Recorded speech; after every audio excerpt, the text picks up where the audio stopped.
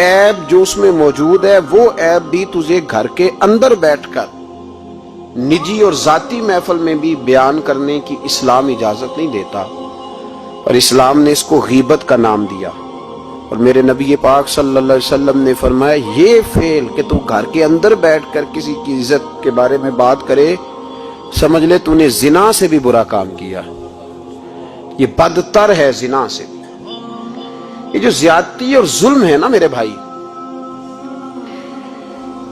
اس کو اسلام نے اس قدر زیادہ ناپسند کیا، اور اس پر اسلام نے اس قدر زیادہ احکامات بیان کیے۔ میرے نبی کریم صلی اللہ علیہ وسلم نے فرمایا قیامت کے دن اللہ مظلوم کے ساتھ ہوگا۔ اللہ کس کے ساتھ ہوگا؟ قیامت کے دن اللہ مظلوم کے ساتھ ہوگا۔ اور یہ لفظ ہیں حدیث مبارکہ میں ابن حجر علیہ رحمہ نے لکھے، اللہ قیامت کے دن مظلوم کے ساتھ ہوگا۔ اور اگلے لفظ سنو گے تو حیران رہ جاؤ گے، فرمایا اللہ قیامت کے دن مظلوم کے ساتھ ہوگا اگرچہ وہ مظلوم کافر ہی کیوں نہ ہو، اگرچہ وہ مظلوم اللہ اس کے ساتھ ہوگا۔ اللہ قیامت کے دن مظلوم کے ساتھ ہے، اگرچہ وہ والا رٹا نہیں کہ میری برادری کا ہے تو میں نے سپورٹ تو کرنی ہے نا۔ ہم تو ظالموں کے ساتھ ہوتے ہیں۔ ہمارے دیہاتوں میں رواج ہے کہ نوجوان کسی کی عزت پر ہاتھ ڈالتا ہے، کسی کی بیٹی کو بھگا کے لاتا ہے تو اس کے دوست اس کی مدد کرنا فریضہ سمجھتے ہیں، اس کو سپورٹ کیا جاتا ہے، اس کو رہنے کو جگہ دی جاتی۔ ہم یہ نہیں دیکھتے کہ وہ چوک میں لڑائی ہوئی ہے اور ہمارے بچے کی کسی کے ساتھ پٹائی ہوئی تو ہم تو بندوقیں، ڈنڈے، کلاڑیاں اٹھا کے چلے جاتے ہیں۔ وہاں جا کے تحقیق پہ پتہ چلتا ہے کہ ظلم تو ہمارے بچے کا ہے، تو پھر مدد کس کی کرنی چاہیے تھی؟ ہم کس کی کرتے ہیں؟ میرے نبی کریم صلی اللہ علیہ وسلم کو اپنی امت سے بڑا پیار ہے، حضور کو بڑی محبت ہے۔ فرمایا قیامت کے دن لوگ اپنے اپنے ممبروں پہ بیٹھیں گے پر میں سجدے میں گر کے اپنی امت کی دعائیں مانگوں گا۔ قیامت میں جو بچے گا وہ میرے نبی پاک کی برکت سے بچے گا۔ لیکن رسول کریم علیہ الصلوۃ والسلام نے فرمایا ظلم کر کے نہ آنا، تمہاری باقی کمیوں پہ میں پردے ڈلوا دوں گا، ظلم کر کے نہ آنا۔ امام بہقی روایت لائے ہیں، محبوب پاک نے فرمایا میرے امتی نے کسی ذمی کافر کے ساتھ اگر زیادتی کی، وہ ٹیکس دیتا تھا، جزیہ دیتا تھا، ذمی کافر تھا، اور میرے امتی نے اگر اس کے ساتھ زیادتی کی تو نبی پاک صلی اللہ علیہ وسلم فرماتے ہیں میں قیامت کے دن اس کافر کے ساتھ مل کر اپنے امتی پر اللہ کی بارگاہ میں مقدمہ دائر کروں گا، میں خود مقدمہ دائر کروں گا۔ یہاں ظلم کی آندھیاں چلتی ہیں، طوفان چلتے ہیں، لوگ دوائیوں میں ظلم بیچتے ہیں، لوگ تعلیم کے نام پر ظلم کرتے ہیں، لوگ خیر کے نام پر ظلم تقسیم کرتے ہیں۔ یہاں اللہ اکبر ایسے ایسے رنگ دیکھنے کو ملتے ہیں۔ اب بنے گا کیا؟ کیا ہر زینب اسی طرح تڑپ کے چلی جائے گی؟ اس کا رزلٹ کیا نکلے گا؟ ہمارے یہاں تو نمبر گیم چلتی ہے، سیاستدان شعر لکھ کے لاتے ہیں، وہ ٹی وی پہ بیٹھ کے ایک دوسرے کو نیچا دکھانے کی کوشش کرتے ہیں۔ ساری سیاسی جماعتوں کے سربراہوں کو وہاں ہونا چاہیے تھا کہ نہیں ہونا چاہیے تھا؟ کیوں نہیں بولتے آپ لوگ؟ آپ کب بولیں گے؟ ابھی بھی وقت نہیں آیا آپ کے بولنے کا۔ ان کو وہاں ہونا چاہیے تھا کہ نہیں ہونا چاہیے تھا؟ یہ آپ کے نمائندے ہیں، ان کو ہونا چاہیے تھا وہاں۔ میرے نہیں ہیں، اللہ جانتا ہے، ایک بھی نہیں ہے ان میں سے، سوال ہی نہیں پیدا ہوتا۔ ہمارے یہ نمائندے ہوں گے، سوال ہی نہیں پیدا ہوتا۔ ہمارے نمائندے نہیں ہیں، یہ آپ کے بھی نہیں ہیں، بس تھوڑا سا وقت اور رہ گیا ہے، پھر انشاءاللہ سارا پاکستانی سمجھدار ہو جائے گا۔ یہ کسی کے بھی نہیں ہے۔ میرے بھائی نمبرنگ ہو رہی ہے۔ میں رات گجرات میں تھا تو میں کہہ رہا تھا کہ ایک صاحب کہنے لگے مجھ سے وہاں کے پنجاب کی حکومت کو ریزائن کرنا چاہیے تھا کہ نہیں کرنا چاہیے تھا، تو میں نے کہا ریزائن وہ کرتے ہیں جن کے اندر کو تھوڑا بہت شرم کا مادہ ہوتا ہے۔ یہ لوگ ریزائن کریں گے؟ یہ کیسے کر سکتے ہیں؟ اور پھر ریزائن صرف ان کو نہیں کرنا چاہیے تھا، میری تو دعوت یہ ہے کہ ہر سیاسی جماعت ریزائن کرے، ہم اس ملک میں سیاست نہیں کریں گے. مذہبی جماعتیں تبلیغ کرنا بند کر دیں. پیرانے عظام گدی نشینیاں چھوڑ کے باہر نکلیں. یہ جو ہر چوک اور ہر چوراہے میں لوگ نصیحتوں کا بازار گرم کر کے کھڑے ہیں، یہ چھوڑ دیں. کیا اثر ہے تمہاری تبلیغوں کا؟ کیا مل رہا ہے قوم کو؟ تمہاری گدیاں کیا تزکیہ نفس کر رہی ہیں؟ اور ہر اس آدمی پہ مقدمہ ہونا چاہیے جس کے موبائل میں گندی فوٹو ہے. ہر وہ آدمی مجرم ہے جو گند دیکھتا ہے، گند آگے تقسیم کرتا ہے. ایسے ہی ایک دو آدمی کا نام لگا کے چپ کر گئے ہو. صبح قیامت کے دن اس زینب کے خون کے حساب میں مجھے بھی پوچھا جائے گا اور آپ کو بھی پوچھا جائے گا. ہر ایک آدمی دوسرے پہ بوجھ ڈال کے خاموش ہو جاتا ہے. حکومت نے غلط کیا. حکومت بنوائی کس نے تھی؟ کس نے ووٹ دیا تھا؟ برابر کے شریک ہے ان کے جرموں میں جو ان کو ٹھپے لگاتے ہیں. چپ کر جاتے ہو تنقید کر کے. حضرت سیدنا امام مالک رحمت اللہ علیہ فرمایا کرتے ظالموں کا مددگار بھی ظالم ہوتا ہے. تو ان کو ٹھپے لگانے والا ظالم نہیں ہوتا؟ وہ نہیں مددگار ظالموں کا؟ ابھی تک لوگ کہہ رہے ہیں مولانا آپ سخت جملے کہتے ہیں، آپ سخت جملے کہتے ہیں، آپ بچیں. میں نے کہا تمہیں پتہ نہیں نا، تمہیں خبر نہیں، تم اس زیادتی کا شکار نہیں ہو، تمہیں کیا پتا. میرے ایک چچا کا بیٹا تھا، اکلوتا تھا، وہ رستے میں جاتے ہوئے کسی کی گولی کا شکار ہو گیا. میں تھانے گیا پرچہ کٹوانے. طالب علمی کا زمانہ تھا. جب میں گھر سے نکلا تھا تو میری جیب میں 2 روپے تھے. میرے تو ابا جی بڑی دیر پہلے انتقال کر گئے. چچا کی یہ حالت تھی کہ وہ بیچارے اٹھنے کے قابل نہیں رہے. ایک بیٹا تھا. اور میں جب تھانے گیا تو میں نے پرچہ کاٹنے والے سے کہا کہ قتل ہو گیا ہے، پرچہ کٹوانا ہے. اور ڈاکٹر یہ کہتا ہے، ڈاکٹر جو مسیحا بنے پھرتے ہیں قوم کے، وہ کہتا ہے لاش کو ادھر رکھو اور پہلے پرچہ کٹوا کے لاؤ، پھر پوسٹ مارٹم کریں گے. اس نے بھی ایک ٹیلی فون کرنا گوارا نہیں کیا. یہ سارے ظالم ہیں اللہ ماشاءاللہ. یہ سب کٹہروں میں آئیں گے. ان سب کو حساب دینا. ان کی گودوں میں بیٹھنے والے مولوی اور پیر سب سے پہلے وہ لٹکائے جائیں گے. سب سے پہلا نمبر ان کا ہے. میں نے جا کے کہا پرچہ پہلے پرچہ کٹواؤ پھر پوسٹ مارٹم. میں نے کہا پرچہ، تو پولیس والا مجھے کہنے لگا ایک پیلسنوں کا ڈبہ لاؤ. یہ نمائندے ہیں ہمارے، یہ ہماری حفاظت کرنے پہ ہیں. تم نے خود اپنے لیے پولیس بنائی ہے. زینب کا چچا کہتا ہے جب میں تھانے گیا تھا پرچہ کٹوانے، مجھے پولیس والے کہتے تھے اگر مالٹے ٹھنڈے ملتے ہیں تو لے کے آ. اور زینب کا چچا کہتا ہے کہ وہ مجھے کہتے تھے کہ جا نیسلے کی 2 بوتلیں لا، پانی پینا ہے.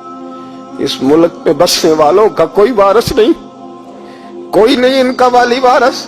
اور کہتے ہیں کوڑے میں پڑی لپٹی ہوئی خون سے لاش. اور مجھے پولیس والے کہتے ہیں فلانے نے لاش ڈھونڈی ہے، اسے تو پہلے 10,000 دے لے.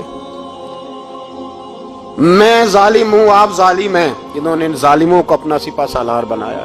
تیاری کر رہو اللہ کے حضور. میں نے پوچھا رب کریم سے مولا تو بتانا رزلٹ کب نکلے گا؟ تو رب کریم نے فرمایا دنیا تو غافل ہو سکتی ہے، وَلَا تَحْسَبَنَّ اللَّهَ غَافِلًا عَمَّا يَعْمَلُ الظَّالِمُونَ. کر جا کے سورۃ ابراہیم کی آیت نمبر 42 پڑھو. رب فرماتا ہے اللہ غافل نہیں ہے ان لوگوں سے جو دنیا میں ظلم کر رہے ہیں.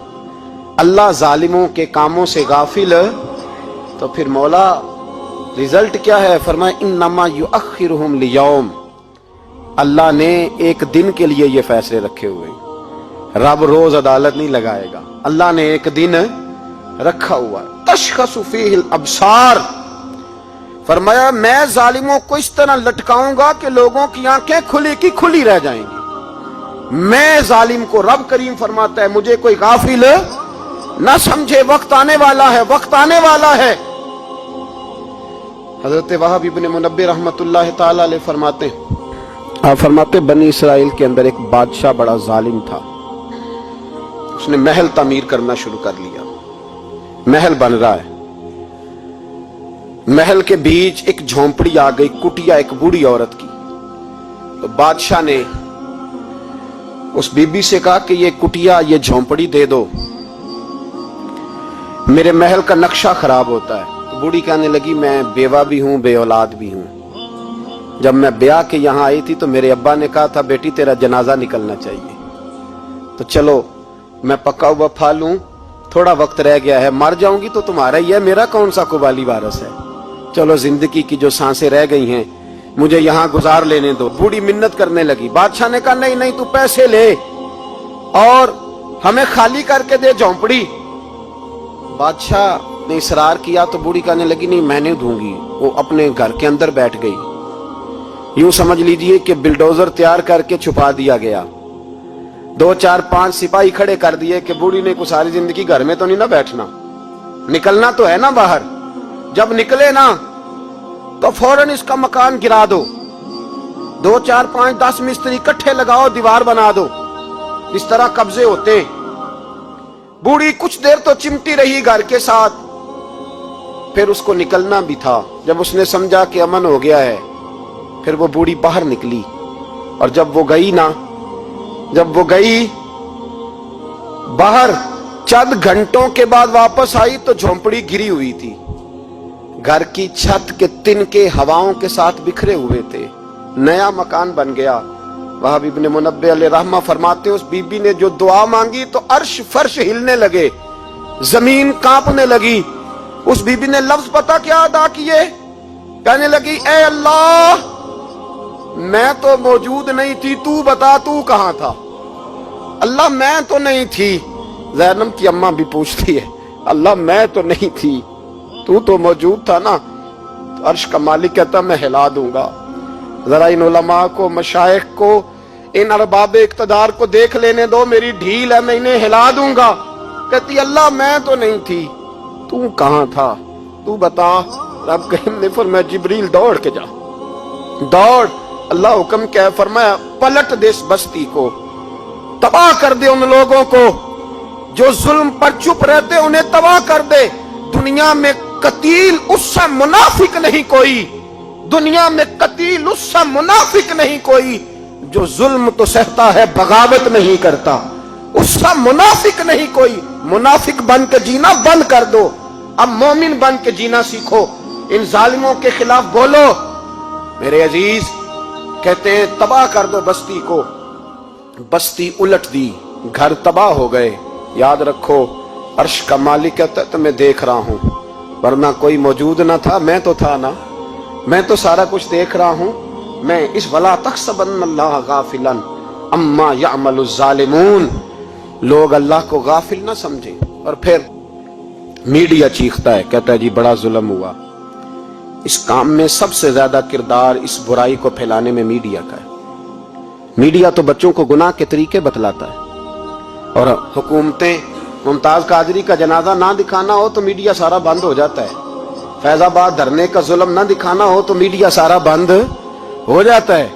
तो गंद रोकना चाहे तो गंद रुक सकता है कि नहीं रुक सकता? ये पाबंदी, ये टेक्निकली जमाना है। अगर ये बंद करना चाहे तो हर चीज अपनी जगह पे बंद हो सकती है कि नहीं? बोले। लेकिन हम तो रोएंगे ना, फेसबुक पे तस्वीर लगाएंगे ज़ैनब के साथ जुल्म हुआ, तो तेरी तो हमाम वाली दुकान पे गंदी फोटो लगी हुई है, तेरे तो मोबाइल में सारा गंद है। इस गंद की तरवीज और इशात में तो मैं और आप शामिल होते जा रहे हैं। गंद तो प्रमोट हो रहा है, इसी से तो लोगों के जज्बात उभरते हैं। अब्बा जी कहते हैं मुझे एतबार है, मुझे एतबार है बेटी पे। ये क्या तमाशा हुआ एतबार का? ये क्या बात हुई? एतबार किसको कहते हैं? हजरत जुनैद बगदादी रहमतुल्लाह ताला अलैह, आपसे किसी ने पूछा, मैं थोड़े दिन पहले, मुझे गुजरात यूनिवर्सिटी के कुछ तालिब इल्मों ने दावत दी, कुछ असातिज़ा ने कहा कि यहाँ सीरत सेमिनार है, आप आए। सियालकोट में जो कैंपस है, मैं वहां जब पहुंचा तो मैंने कहा यार ये सिर्फ लड़के होने चाहिए। कहने लगे इतने इतने मौलवी तकरीर करते हैं लड़कियों में, तो आप। तो मैंने कहा यार मुझे दिखिया नूर समझ लो, पुराने ख्यालात का हूं, और वैसे भी मेरे लिए मौलवी हुज्जत नहीं, मेरे लिए रसूलुल्लाह का दीन हुज्जत है, तो आप पर्दा कराएं। खैर उन्होंने मेहरबानी की, कोई पार्टीशन हो गई। जब मैं पहुंचा तो शायद 1.5 मिनट लगा हो मुझे गेट से हाल में जाने तक, लेकिन वहां जो बच्चे और बच्चियों का मैंने हाल देखा तो मैं दुआ मांग रहा था, ऐ अल्लाह तू इस कौम पे फजल फरमा, इस कौम पे। अब्बा जी कहते मुझे इतमार है। नाबीना से अभी अब्दुल्ला इब्ने मखतूम रदी अल्लाह ताला, वो आए हैं तो नबी पाक सल्लल्लाहु अलैहि वसल्लम ने फरमाया आयशा पर्दा कर लो, तेरे घर में बसने वाली बीबी सैयदा आयशा से भी पाक है, तेरी बेटी हजरत आयशा सिद्दीका से भी ज्यादा हुर्मत वाली है। नबी पाक ने फरमाया आयशा पर्दा करो, हुजूर वो नाबीना है। फरमाया तुम्हें तो नजर आ रहा है ना, तेरा एतबार यहां से भी ज्यादा बढ़ गया है।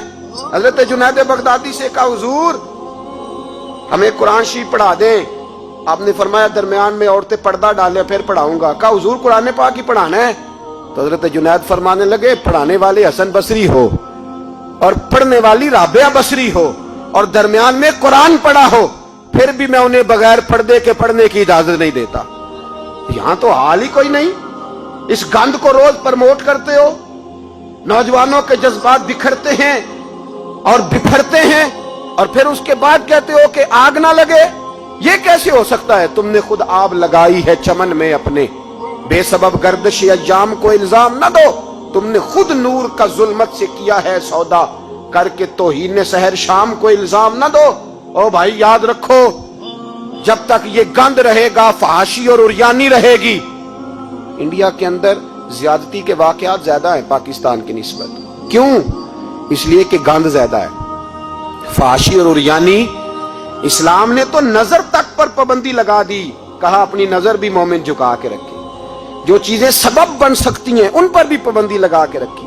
हम तवज्जो ही नहीं करते, ख्याल ही नहीं है, इसको प्रमोट किया जाता है। और सबसे दूसरी बड़ी वजह यह है कि मुजरिम को सजा नहीं मिलती। मुजरिम को सजा, बोलिए, वो छूट गया ना सरेआम एक बड़े आदमी का बेटा कत्ल करने वाला, छूट गया ना।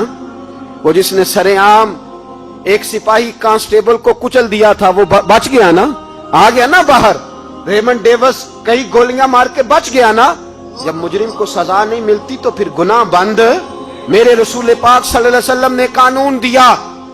कानून, एक औरत ने चोरी की, उसके हजरत सैयदना उसामा बिन ज़ैद हुजूर के महबूब सहाबी सिफारशी बन के आए, हुजूर थोड़ी लचक दे दे। नबी पाक ने फरमाया सुनो, मेरी बेटी फातिमा भी चोरी करती तो मैं हाथ काट देता। मुजरिम के लिए सजा जरूरी है, मुजरिमों को सजा मिलेगी तो हालात बेहतर होंगे। कहते हैं सरेआम फांसी लगाओ, कहते हैं कानून में गुंजाइश नहीं। तुम्हारे लिए कानून रोज बदल जाता है। जब मुतालबा किया गया ना कि सरेआम फांसी, जाग रहे हैं आप लोग, कैसे हो गए जी? चले मैं दुआ करता हूं, अल्लाह करे मेरी कौम जाग जाए, आमीन तो कह दें। अल्लाह करे आप लोग जाग जाएं और जागते रहें। आला हज़रत ने फरमाया था, मशवरा दिया था, सूना जंगल रात अंधेरी छाई बदली काली है, सोने वालों जागते रहना क्योंकि चोरों की रखवाली है। सूना जंगल रात अंधेरी छाई बदली काली है, सोने वालों जागते रहना, चोरों की रखवाली है। कहा गया सरेआम फांसी दो तो कहने लगे आइन में गुंजाइश नहीं चौक में फांसी देने की, और तुम्हारी जरूरत पड़े तो आइन में तरमीम हो जाती है। तो आज ज़ैनब को जरूरत पड़ी है तो क्यों तरमीम नहीं हो सकती? आज एक गरीब मजलूम मां को जरूरत पड़ी है तो तरमीम क्यों नहीं हो सकती? इन्हें चौक में फांसी दो, इन्हें लटकाओ, इन्हें काट कर कुत्तों के आगे डालो ताकि हर एक की बेटी महफूज रह सके। और वो ज़ैनब किसी और की बेटी नहीं, वो मेरी बेटी है, वो मेरी बेटी है। अभी 6 साल की बेटी सीने पर लिटा ना और फिर उस बाप का दर्द महसूस कर, तुझे अंदाजा हो कि बेटी तो बेटी होती है। हातम ताई की बेटी नंगे सर दरबारे रिसालत पे आई तो मेरे नबी पाक ने चादर दी। सलमान फारसी कहने लगे सोनिया काफिर की बेटी है, तेरी पाक चादर है, मैं अपनी ना दे दूं? तो हुजूर ने फरमाया सलमान चुप कर जा, बेटियां सांझी होती, बेटियां सांझी होती हैं, चुप कर। काफिर की बेटी सही बेटी तो है ना, और बेटियां तो सांझी होती हैं। यहाँ इतना जुल्म और इतना हशर हो गया और कहते हैं पता नहीं चला। देखते हैं, करते हैं, सुनते हैं। याद रखो जुल्म कभी मिटा नहीं करता, जुल्म कभी। इसलिए ज़ैनब भाई, ज़ैनब तो मेरी बेटी है, ज़ैनब तो तेरी बेटी है, ज़ैनब तो उम्मत की बेटी है, ज़ैनब तो पाकिस्तान की बेटी है, ज़ैनब तो हर उस शख्स की बेटी है जो किसी भी बच्ची का बाप है, जो किसी भी बच्चे का बाप है। वो मिल्लत की बेटी है, इसलिए वो दुख किसी एक का नहीं, वो सब का बराबर का है। बस याद रखो इस मुआशरे में पहली बात ये कि इस गंद पे, बेहयाई पे कंट्रोल। दूसरी बात ये, तदारुक अर्ज कर रहा हूं, मुजरिम को सजा मिले। अगर पुराने मुजरिमों को सजा मिलती तो कभी भी दोबारा जुर्म की किसी को हिम्मत। हजरत उमर के जमाने में जुर्म क्यों बंद हुए थे? तो इसलिए कि वो सरेआम कोड़े मारते थे, उनका दुर्रा लटकता था, वो किसी को गुंजाइश नहीं देते। किसी को गुंजाइश, गवर्नर का बेटा भी ज्यादती करता तो चौक में खड़े होकर दुर्रे मारते। फरमाते लोगों की माओं ने उन्हें आजाद पैदा किया, तुमने कैसे गुलाम बन लिया। यहां जब कानून बदलता है और फिर शिकवा है, हमें गरीब आदमी ने तो पर्चा दर्ज कराना हो तो उसको तो चौधरी साहब भी वक्त नहीं देते, उसको तो चौधरी साहब भी कहते हैं गड्डी कराई आ, पैसे है नहीं थाने जाने दे, उत्थे पैसे लगते हैं। जालिमों डरो अल्लाह ताला से, डरो। और गरीब आदमी चला जाए थाने तो उसको पुलिस वाला पूछता है, वो कहते हैं किस तरह हुआ था, किस तरह करके हुआ, तफसील बता। और फिर वो दो कहता है तू जा, अभी मैं कोशिश करता हूं, मैं पहले उनको फोन करता हूं मुजरिमों को, फिर उसके बाद तेरा।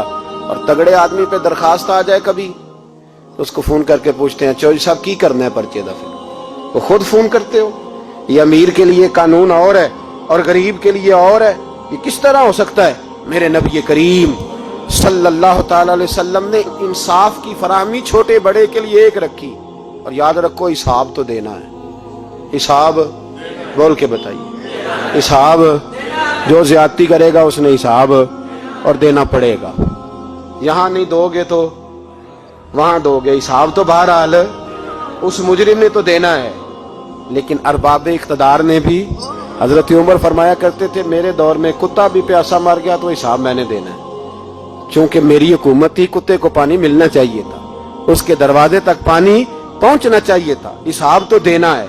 हर उस शख्स ने जो सोशल होने का दावा करता है, जो मुआशरे में किसी भी तरह का कोई किरदार अदा कर रहा है, उसने बहरहाल हिसाब, ये मुश्तरका मामला है, इसमें अरबाब इख्तदार का तो असर होगा, वो तो दुनिया देखेगी, लेकिन बाकी भी अपनी जिम्मेदारी का एहसास करें, बाकी भी ख्याल करें। सुनो और याद रखना इस बात को, गौर करें। क्या मेरी तरफ देखे मेरे भाई, एक मकरान शाह बादशाह गुजरा है ईरान का, कुछ नरम दिल था, उन्हें सैर करने निकला, दरमियान में पुल आता था, एक दरिया था, उसका पुल था, पुल के उस पार जंगल था, सब्जा था, सैरगाहें बनी हुई थी। बादशाह वहां 2-4 दिन रहने का इरादा किया। जब बादशाह वहां पहुंचता है ना मकरान शाह, तो उसने देखा कि वहां 2-3 दिन क़याम करना है, झील है, सैरगाह है, वहां उसने रुकने का प्रोग्राम बना लिया। बादशाह तो अलहदा उसके लिए रिहाइश थी, सिपाही अलहदा रहते थे। यहां तो लोग कहते हैं ना वो पुलिस को डांटते हैं, पुलिस को पूछते हैं, और भाई पुलिस तो तुम्हारे मतहत होती है, पुलिस तो समझ गई है कि तुम किस तरह उनसे काम लेते हो, उनको तो तुम अपने तहत रखते हो। पुलिस वाले अलहदा रहते थे, उसके साथ जो सिपाही गए हुए थे, गनमैन गए हुए थे। मकरान शाह सैर सपाटे में रहता था। एक बूढ़ी औरत थी, उसकी एक गाय थी, वो जंगल के अंदर बूढ़ी रहती थी, गाय उसकी वहां चरती रहती थी। शाम को वो गाय घर लौटती, बूढ़ी दूध पी के सो जाती। सिपाही उस बूढ़ी के पास आए, कहने लगे तेरी गाय बड़ी सेहतमंद है, हमारे हाथ बेच दे। बूढ़ी ने कहा मेरे बुढ़ापे का सहारा है, उसका दूध पी के मैं जिंदा हूं, बेचूंगी नहीं। वही वाला काम जो हमारे मुल्क में होता है कि कीमत के साथ जमीन देनी है कि मुफ्त देनी है। जब बड़े आदमी को पसंद आ जाती है तो कहते मोल देनी है कि मुफ्त देनी है, तो देनी पड़ती है, गरीब है क्या करे, मजबूर है, मजलूम है। कहा बूढ़ी औरत से सिपाहियों ने बेच दे, कहा नहीं, कहने लगे नहीं बेचेगी तो हम ले लेंगे। उस औरत की गाय जबरदस्ती सिपाही ज़िबा करके खा गए। बूढ़ी ने बादशाह तक पहुंचना चाहा, लेकिन उसको पहुंचने न दिया गया, मना कर दिया गया, उसकी रसाई ना हो सकी, गरीब औरत थी। जिस दिन मकरान शाह वापस आ रहे थे ना, सैर करके पुल से गुजर रहे थे, तो किसी ने बूढ़ी से कहा कि बादशाह गुजरेगा। वो छुप के पुल पे बैठ गई, और मकरान शाह जब पुल से गुजरने लगे तो बूढ़ी आगे आई और उसके घोड़े की लगाम पकड़ी। ऐसा जुमला कहा कि मकरान शाह चकरा के जमीन पे गिरा, और बूढ़ी कहने लगी मकरान शाह तेरे सिपाही मेरी गाय ज़िबा करके खा गए हैं, तू बता उसका हिसाब इस पुल पे खड़े होकर देना कि पुल सिरात पे देना है, बता यहां खड़े होकर देगा कि वहां खड़े होकर देगा, बोल। अरबाब इख्तदार, हुकूमत के वाहनों में बैठने वालों, बताओ ज़ैनब का हिसाब कसूर के चौक में खड़े होकर दोगे कि मैदान महशर के चौक में खड़े होकर दोगे? बताओ कहां हिसाब देना है, यहां देना है कि वहां देना है? हिसाब तो बहरहाल तुम्हें देना है, इस कौम को उसका हिसाब तो, ज़ैनब का हिसाब तो देना है, देना पड़ेगा, दिया जाएगा, पूछा जाएगा। बताओ यहां देना है कि वहां देना है? देना तो पड़ेगा। यहां दोगे تو ہو سکتا ہے قیامت میں بچ جاؤ، اور اگر یہاں نہیں دو گے تو وہاں لٹکا دیے جاؤ گے، رسوا کیے جاؤ گے، پوچھا جائے گا۔ مکران شاہ چکرا کے گرا زمین پہ اور گر کے کہنے لگا بی بی میں وہاں حساب نہیں دے سکتا، دو دینا یہی لے لے، جو لینا یہی لے لے، آ جاؤ آ جاؤ، وقت ہے، گنجائش ہے، مہلت کے دنوں میں توبہ کر لو، پلٹ آؤ، اللہ کے حضور حاضر ہو جاؤ۔ اس معاشرے کو صفائی کی ضرورت پڑ گئی ہے۔ اس معاشرے میں ہر آدمی اپنا کردار ادا کرے، ظالم کے خلاف اٹھے، بے حیائی، فحاشی، عریانی، بدنگاہی، اس کے خلاف اٹھے۔ حضرت امیر معاویہ رضی اللہ تعالیٰ عنہ اپنے دور حکومت میں باہر نکلے، ایک بی بی با پردہ عورت برقعے میں گلی میں گھوم رہی تھی، برقع ڈال کے۔ حضرت امیر معاویہ دوڑ کے مسجد چلے گئے، رونے لگے، کہنے لگے صحابہ کے زمانے میں یہ عورتیں گلی میں آ گئی ہیں، ہمارے دور میں ہی آ گئی ہیں، کہیں اللہ کا قہر نازل نہ ہو جائے۔ حالانکہ وہ با پردہ تھی بی بی۔ یہاں تو بڑی ڈٹائی کے ساتھ فرنٹ سیٹ پہ بے پردہ عورت کو بٹھایا جاتا ہے اور دلیلیں دی جاتی ہیں کہ ہم پڑھ لکھ گئے ہیں، ایف ایس سی اور بی ایس سی ہماری تعلیم ہے، ہمارے پاس ابھی تازی تو کار آئی ہے، تو بتائیں نا کہ جو کار پہ بیٹھی ہے وہ کار کی مالکن ہے۔ یہاں تو ہر چیز کھول کے بیان کرنا لوگوں نے اپنے لیے ضروری سمجھ لیا ہے، اپنے کلچر کا حصہ بنا لیا ہے۔ خدا را فحاشی کے خلاف، بے حیائی کے خلاف، عریانی کے خلاف اٹھو اور اس پل کو باندھو۔ جب تک فحاشی رہے گی، عریانی رہے گی۔ پاکستان میں 10 کے قریب بچوں کے ساتھ روز زیادتی ہوتی ہے۔ یہ آپ کے قومی اخبارات کی آج صبح کی رپورٹ ہے۔ یہ تو وہ چیزیں ہیں جو کھل کے باہر آ گئیں، اور اس کے علاوہ جو بے حیائی کے اڈے کھلے ہوئے ہیں، نہ جانے ان کی تعداد کتنی، کس قدر زیادہ ظلم ہو رہا ہے۔ میرے رسول پاک صلی اللہ تعالی وسلم نے فرمایا جب کوئی زنا کرتا ہے تو ایمان اس کے سینے سے نکل جاتا ہے اس کے سینے سے۔ آنکھوں پر پردہ ہونا چاہیے، کانوں پر پردہ ہونا۔ اور اگر زینب کے قتل کے بعد بھی کسی کے موبائل میں گندی تصویر ہے اور اس کے قتل کے بعد بھی بے حیائی کے گانے اس کے موبائل میں ہیں، تو پھر وہ رسم کے آنسو نہ بہائے، پھر وہ صرف 2 منٹ کے لیے آگے بڑھ کے مرثیہ خان نہ بنے، وہ پھر شاعر اور ادیب بننے کی کوشش نہ کرے، وہ پھر اپنے حصے کا جملہ لگا کر اپنے آپ کو فیس بک پہ ایکٹیو رکھنے کا تماشا نہ کرے۔ کیا مطلب ہوا ان چیزوں کا؟ اگر ابھی بھی برائی کے خلاف نہیں اٹھنا، بے حیائی اور فحاشی کے خلاف نہیں اٹھنا، میرے عزیزو آخری بات سننا اور اس کو ہمیشہ یاد رکھنا۔ میرے نبی پاک صلی اللہ تعالی علیہ وسلم نے فرمایا ہے، کسی ایک